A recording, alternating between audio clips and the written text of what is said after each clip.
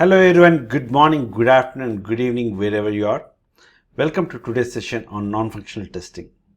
It's not just about non-functional testing. Today we'll see how we can use the testing frameworks and leverage that while we build the applications on Salesforce platform. I'm Satya Sekhar, a developer advocate with APAC Developer Relations team, and today I'm joined by our very special guest, Shruti Pandey. Now I'd like to welcome Shruti to introduce herself. Thank you, Satya. It's great to be a part of your community and being a part of this Ohana. I feel really honored. I'm Shruti Pandey. I'm lead sales engineer here at Headspin. I have myself been an automation person for 8 years of my life and plus 2 years of the solution architect work that I've been doing with startups. And Salesforce was one of my platforms which I had automated in the first project of my life using robot framework. So this is really very special to me and I'm very honored to be here. Thank you. Even I am pretty much new to non-functional testing, and we are super excited to learn what it is and how to use it. Before we start, I want to remind you all that we might be talking about few of things which may not be currently available on the platform. So please base any of your purchase decisions only on what are generally available on the platform. You can connect with us through various channels. One of my favorite channels is of course developer.salesforce.com, which is a renewed website where you can find a lot of well organized awesome content. You can follow us on Twitter for latest updates. You can also find us on Facebook, LinkedIn and YouTube as Salesforce Developers. You can find a lot of latest technical videos on Salesforce Developers. Don't forget to check it out.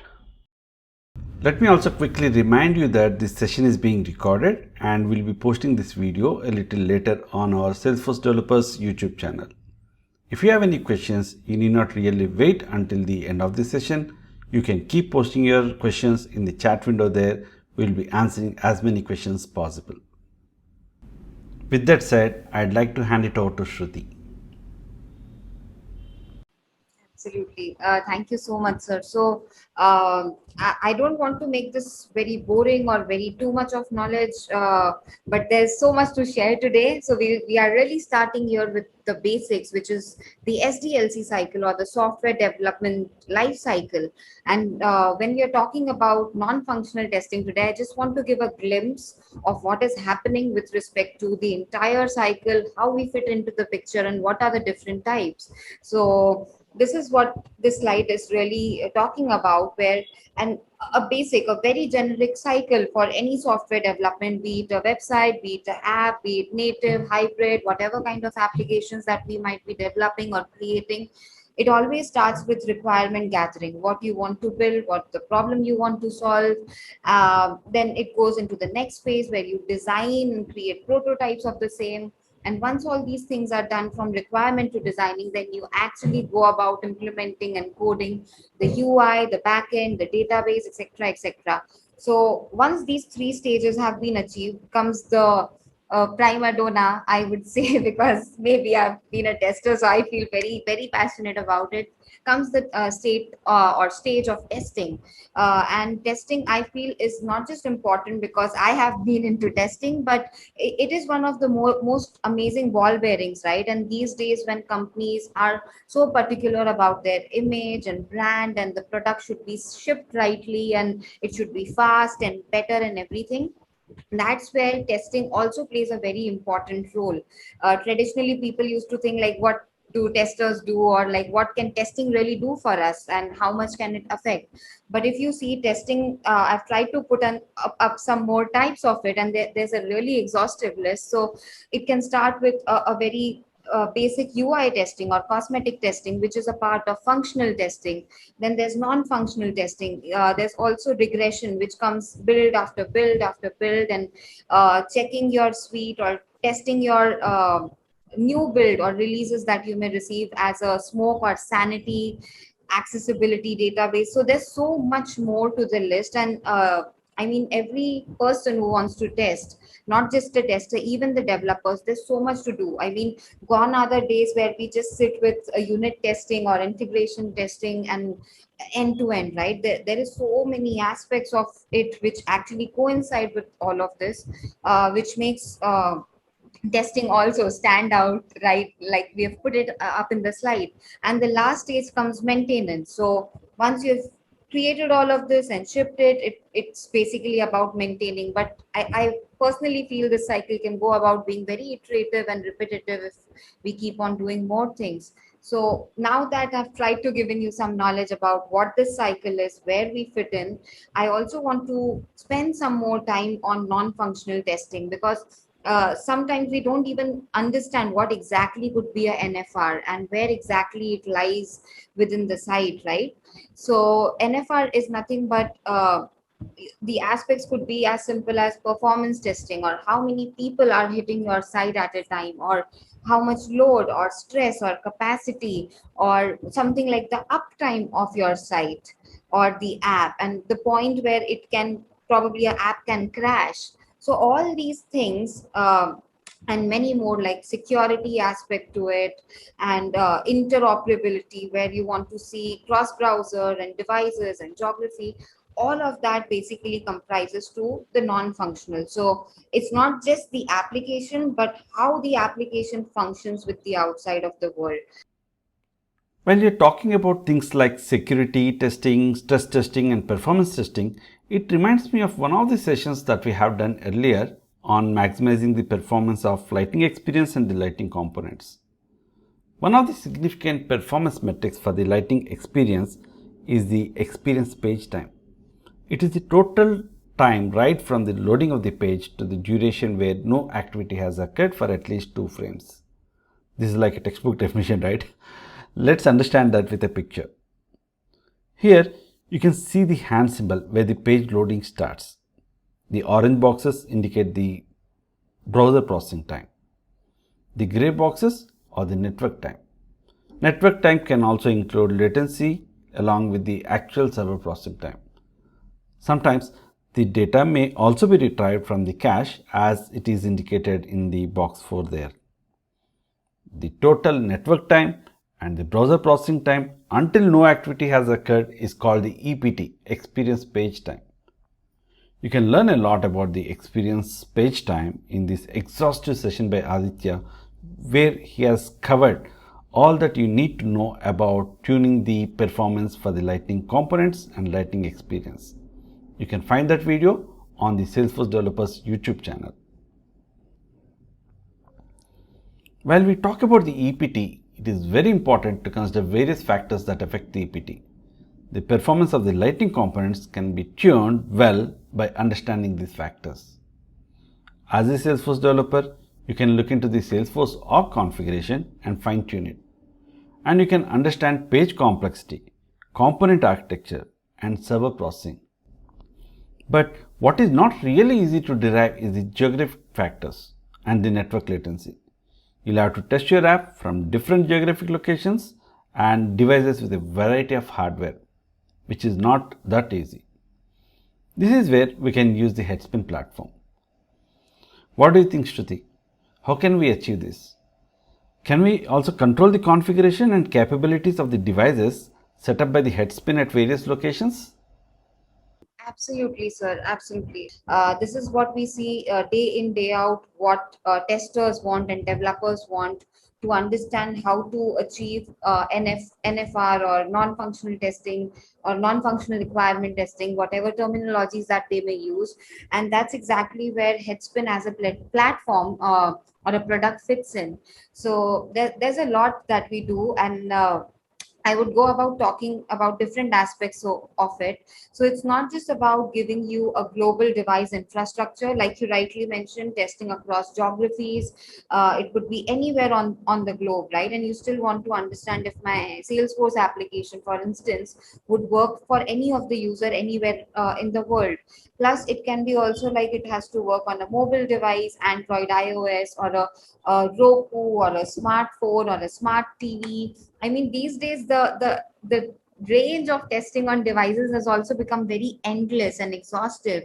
So Headspin is a platform which helps you in all those things, to not just give you your devices, but geographical coverage to help you test. You can also go about bringing your own device on our platform and using our magic sauce that we have here with respect to a lot of performance and automation and testing aspects. So not just a device infrastructure, but like you see on the PPT, we are also into test automation and creating REST APIs, which I'm sure we'll be talking in a while now. Then not just that, it could be your manual test or your automation test. You can go about capturing actual performance metrics and network metrics and so much data about it. So it actually helps you to generate all the not just the functional aspect of it or automation or manual testing aspect of it, but it also lets you capture the simplest nitty gritty as to how my network looks like, how does my application interact when it's different geographies, how does the packet visibility goes into picture. So all of that is really captured on our platform, and this is one way of also looking at it, like not just getting the video logs or understanding what's incoming in the traffic, but a lot of data about something like my screen quality or blurriness or impact time, like you mentioned rightly. And not just that, we also have something at our heart and soul, like our AI engine, which helps you to understand the different issues that can be happening between the application and device. So something like, what if your app is taking some time to launch, like you rightly mentioned the EPT, right? So all those aspects can be covered using our platform. And I would I mean, enough of slides, right? We are technical people. I would like to show something which is real I'm super time. excited to watch the demo, Shruti. Yeah. So this is how exactly our Headspin UI or platform looks like, where you can get to see the different number of devices, be it a mobile or desktop or Fire Sticks or smartphones and smart TVs and all of that. We've customized this for our webinar and have a handful of them, but this host can be across 70 plus locations on globe, where we have our actual data centers, and these are all real devices which you can get to use from our remote control panel. And as soon as you start using your device, you can see I'm actually using two devices at the same time. I can get into a desktop combination for myself, where I can actually try to test this Salesforce application for myself. And if I quickly walk you through how this layout really looks like, so you can also get a holding of what manufacturer this is, what's the overview, uh, and different network and platform and CPU and memory details with respect to this particular device that you're using. You can also track the history of every action that you've done until now.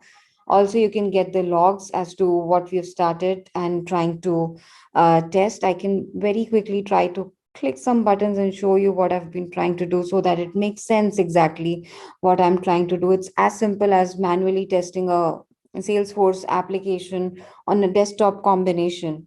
That's great, Shruti. Can we also test the Salesforce applications on the mobile as well using the Headspin platform?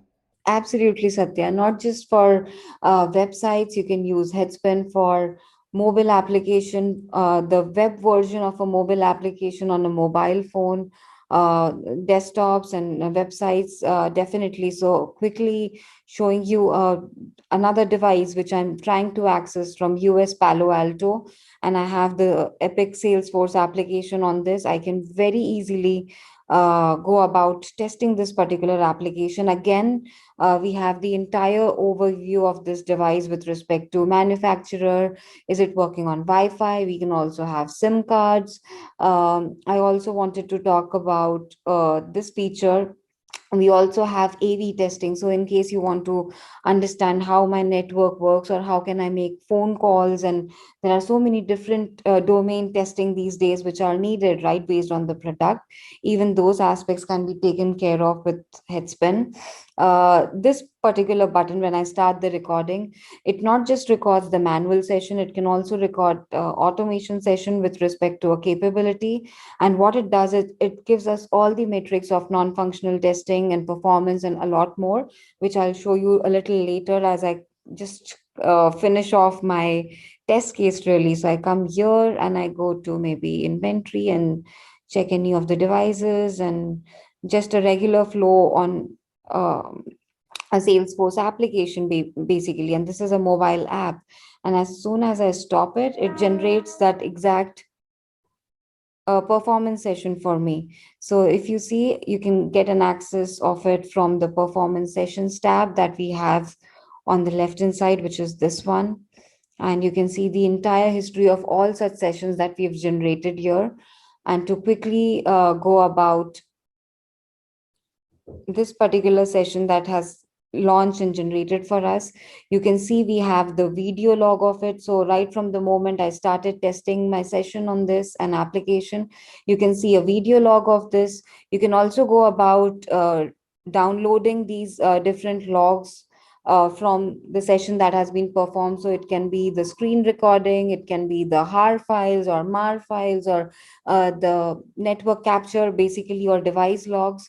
We are just not done with this. We have even some more matrix with respect to non-functional testing, which can basically be like impact time or page content or frame rate, CPU utilization, network, input output, memory usage, battery. So there's a whole list of it that really comes in handy when we are trying to understand how our application can behave on different devices with respect to different configurations.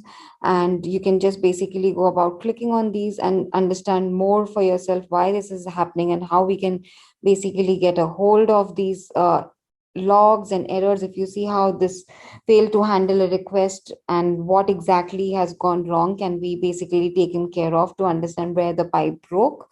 I also want to highlight at this point that our AI ML heart and soul of the platform also goes about highlighting these issues. And if you see on the left hand side, you can see the loading animation part of it, or any particular issue. It can vary from application to application and based on the device that we are trying to test on. So as soon as I click on that particular issue, you can see for yourself where exactly it happened and for what exact region really, and you can go about understanding the loading animation. You don't even have to train or record any of these modules basically to understand where this AIML has to come from. We start from the word go, and you can also go about seeing the unoptimized DNS latency host and where it happens and how it happens. So all these details are readily available for us on the platform. Oh, okay.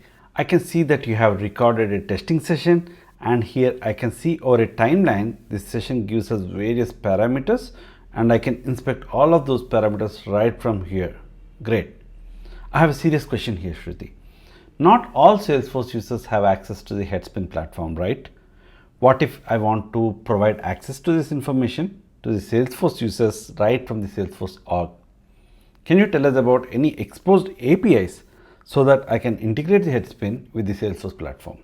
Absolutely, absolutely. And not just for like providing device farm and testing and setup and giving all this metrics, we also give integration with a number of things really, right from frameworks and languages. So we are not even dependent on any particular language. We are very agnostic of our platform. So we go about supporting a lot many automation framework, JUnit runner, TestNG runner. So we are not dependent on any of it. We go about supporting frameworks, runners, languages, even defect management tools or Slack for that matter, and even CI/CD. And we try to integrate as much as possible and fit in exactly where you want us to fit in your cycle that you may want us from. And to give you a very granular example, we also go about exposing our REST API. So in case you want to understand that, Shruti, we see all these data and we want to really get a hold of this, so you can as simple as come to our REST API calls that we have very easily provided on our application and go about making use of it. And I'll stop talking now and let Satya talk about this, because we have been talking about all this for a while now, preparing for this webinar, and he can show you some more things which he have actually made use of with respect to Salesforce. So over to you, Satya. First, thank you, Shruti, for that great demo. Yeah, when I hear the term REST, I feel like integrating it to Salesforce platform. Yes, as Shruti was rightly telling, I had a great time working with Shruti understanding the nitty-gritty of the testing framework. I can now create the automation scripts as well. Trust me, of course, without writing the code. We'll see how to do that in a short while. And not only that, I have integrated Headspin with the Salesforce platform. Let's start from where Shruti left, the Headspin session API documentation. First, let's get all the test sessions I executed in the last week to compare the parameters. Let's check this section that gets all the test sessions. If I go a little down, I have an example here. Let's check the response of this get call. Let's copy it and try that in the Postman.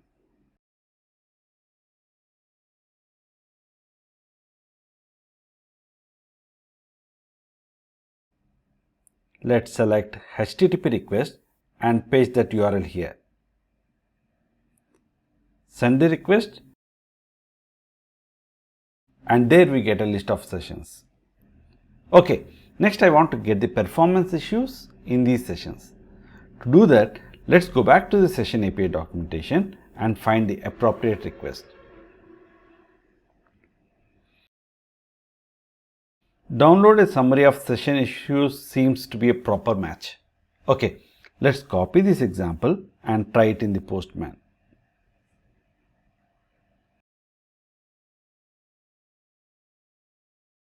Let's replace the session ID with one of the IDs in the list.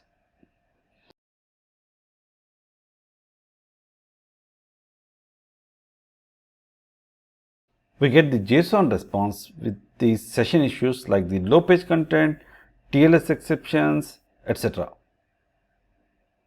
Now that it is working, let's go and see how it can be implemented in an Apex callout. This Apex class implements schedulable. That is because I want to make a callout periodically and gather the data so that I can monitor any changes in the performance. In its execute method, I am making first HTTP request to get the list of sessions.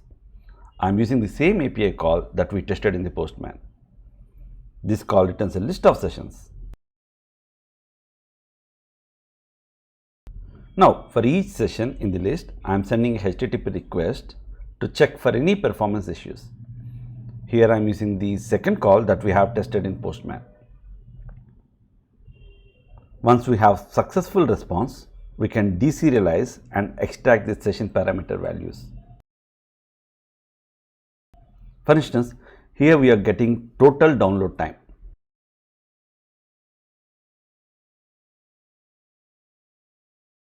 And here we are getting low page content. Similarly, we can get all other performance metrics.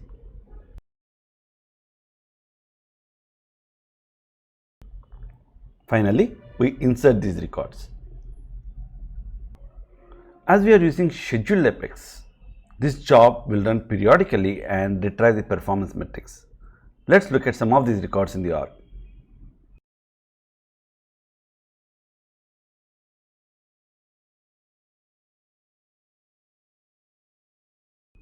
Here you can see that it has executed every day and populated the data.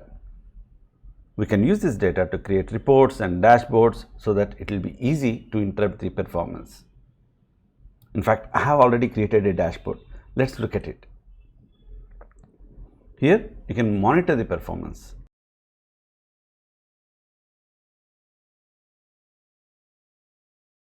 From these graphs, we can see that there was a performance issue on 29 September.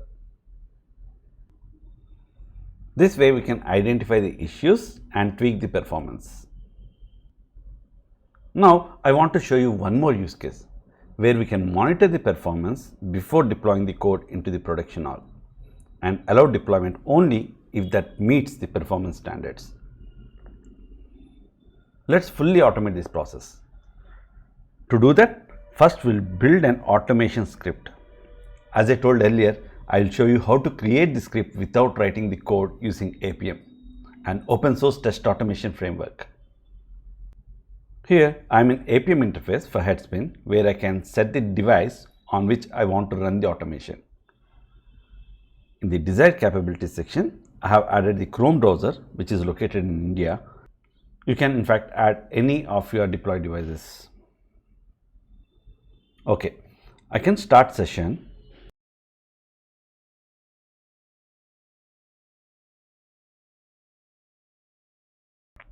Let's record this session by clicking this I like symbol.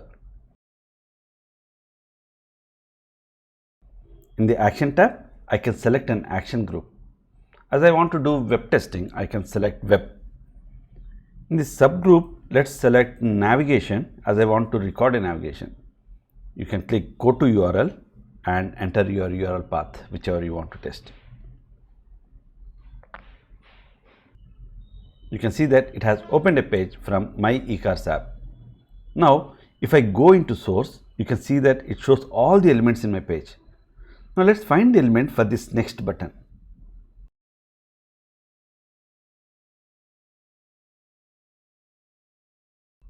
On the right bottom, you can see selected element menu. You can in fact tap the button from here. I can go ahead and tap the next button on the screen as well.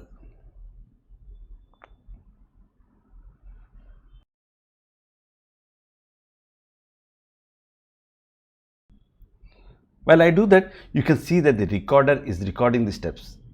You can also see that we can generate the script in various languages like JavaScript, Java, Python, etc. Let's generate the script in JavaScript. It also has a button to show the boilerplate code. You can directly copy the code from here and use it in your projects. I have already created the script for my scenario and copy pasted from here to my project in VS Code. Let's go there. This code clicks various buttons and also inputs the data. Let's run it and see.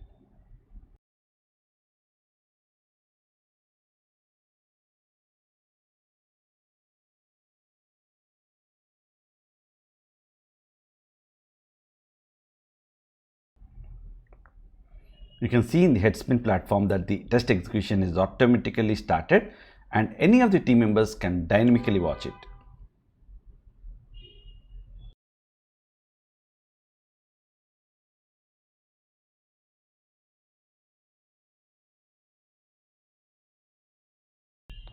Okay, now what can a Salesforce developer do with this automation? One of the use cases can be create a GitHub action that runs on a pull request to main branch. That way, you can check the performance metrics before the code is merged to the main and deployed to the production. Here I have created a GitHub action.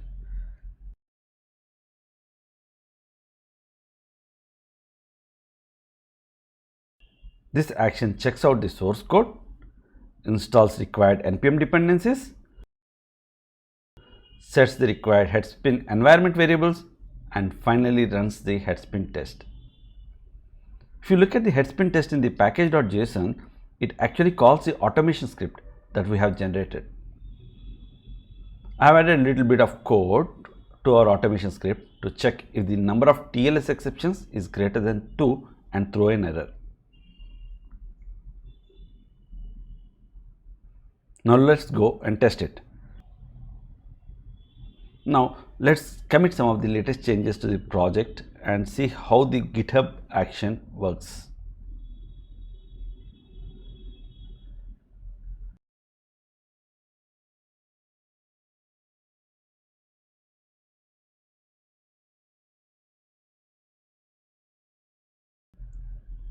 Now that the code is committed, let's generate a pull request.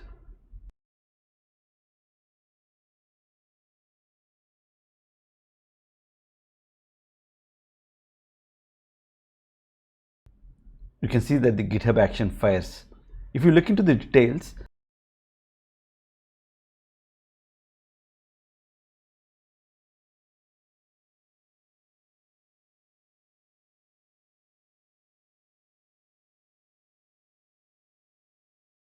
you can see that it fails as we have intentionally put the condition to fail it for the demo purpose.